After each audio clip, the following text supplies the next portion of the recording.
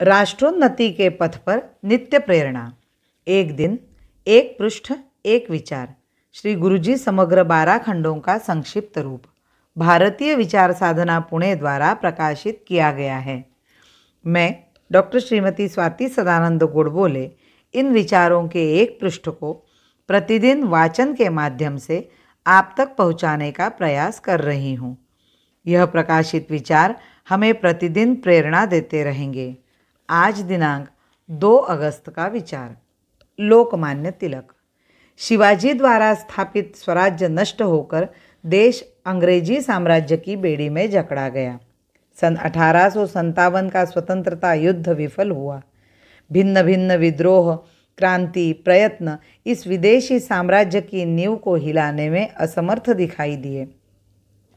विख्यात विचारक विदेशी सत्ता की मुसाहिबी कर विनम्रता से अधिकाधिक अधिकार प्राप्ति के लिए आवेदन करने तथा विदेशी शासन का कामकाज चलाकर उसे अधिकाधिक दृढ़ बनाने में मग्न रहे। दासता का विष राष्ट्र शरीर में फैलने लगा।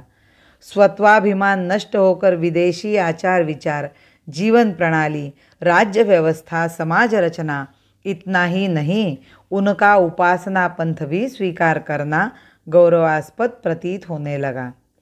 उस समय अपनी सारी बातों के बारे में घृणा और तुच्छता लगने लगी।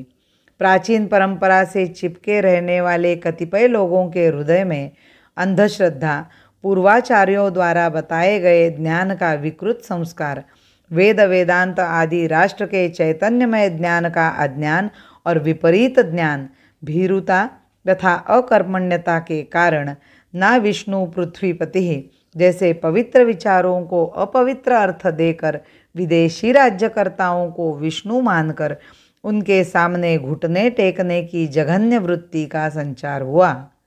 तात्पर्य यह कि सभी क्षेत्रों में से स्वत्व नष्ट होने की भीषण अवस्था उत्पन्न हो गई। इस भयावह अंधकार में तमोमय जीवन में आशा की किरण दिखाई नहीं देती थी। ऐसा लगने लगा कि सर्वनाश की घड़ी आ गई है।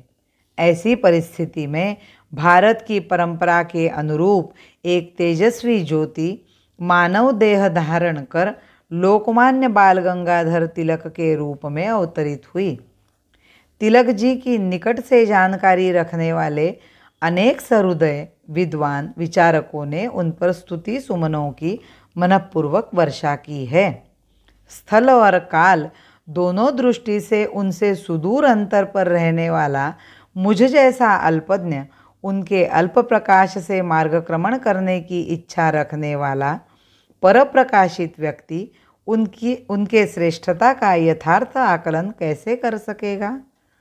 परंतु उनकी जन्म शताब्दी के पुण्य पर्व पर उनकी कीर्ति का गान अनेक सुविख्यात लोग करेंगे और उनके साथ मैं भी।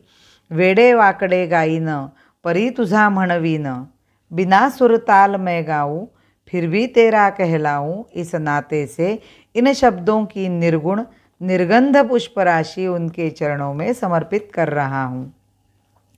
हे प्रबुद्ध प्राणवंत मरण भय विहीन संत, हे प्रबुद्ध प्राणवंत मरण भय विहीन संत, तू प्रफुल्ल चिर वसंत, तरुण वन विहारी, तरुण वन विहारी। भारत माता की जय। वंदे मातरम।